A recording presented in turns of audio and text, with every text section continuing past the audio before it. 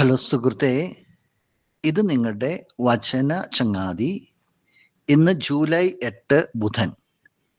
നമ്മൾ ധ്യാനിക്കുന്ന വചനഭാഗം വിശുദ്ധ മാർക്കോസ് അറിയിച്ച സുവിശേഷം 3-ാം അധ്യായം 20 മുതൽ 30 വരെയുള്ള തിരുവചനങ്ങൾ. ഈശോ എല്ലാവർക്കും നന്മ ചെയ്തുകൊണ്ട് ചുറ്റി സഞ്ചരിക്കുകയാണ്. എന്നാൽ ഈശോയെ പറ്റിയുള്ള മറ്റുള്ളവരുടെ കാഴ്ചപ്പാടിനെ കുറിച്ച് ഇന്ന് സുവിശേഷത്തിന്റെ ആദ്യ ഭാഗം പറയാണ്.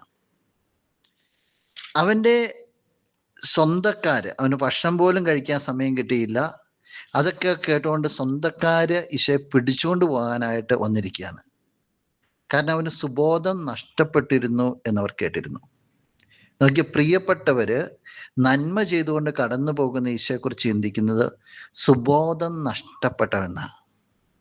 വീണ്ടും പറയുന്ന നിയമജരെ കുറിച്ച് പറയുന്നത്, അവര് പറയുന്നൊരു ഇതാണ്, അവനെ ബേൽസബൂൽ ആവേശിച്ചിരിക്കുന്നു. പിശാചുക്കളുടെ തലവനെ കൊണ്ടാണ് അവൻ പിശാചുക്കളെ പുറത്താക്കുന്നത്. നന്മ ചെയ്യുന്ന ഒരു വ്യക്തിയെ രണ്ടു കൂട്ടര് അവരുടെ തലങ്ങളിൽ നിന്ന് വിധിക്കുക. സുഹൃത്ത്, നീ ജീവിതത്തിൽ ശ്രദ്ധിക്കണം. എത്രയോ പേരെ എത്രയോ തലങ്ങളിൽ നിന്ന് നീ വിധിക്കുന്നുണ്ട്. നീ ആരെങ്കിലും വിധിക്കുന്നുണ്ടെങ്കിൽ ഓർത്തോളണം, അത് നിന്റെ കാഴ്ചപ്പാട് നീ മറ്റുള്ളവരിൽ ആരോപിക്കുക. നിന്റെ കാഴ്ചപ്പാട്. പക്ഷെ നിന്നിൽ രൂപപ്പെടേണ്ട കാഴ്ചപ്പാട് ദൈവത്തിൻ്റെ കാഴ്ചപ്പാടാണ്. ആ വ്യഭിചാരത്തിൽ പിടിക്കപ്പെട്ട സ്ത്രീയെ കല്ലെറിയുവാനായിട്ട് ഈശോയുടെ അടുത്തേക്ക് കൊണ്ടുവന്നപ്പോൾ ഈശോയ്ക്ക് വേണമെങ്കിൽ യഹൂദരുടെ കാഴ്ചപ്പാട് സ്വീകരിക്കാമായിരുന്നു. അവനൊരു യഹൂദനാണ്. യഹൂദ കാഴ്ചപ്പാട് സ്വീകരിച്ചാൽ പറയും, മോശയുടെ നിയമം അനുസരിച്ച് കല്ലെറിഞ്ഞു കൊല്ലണം.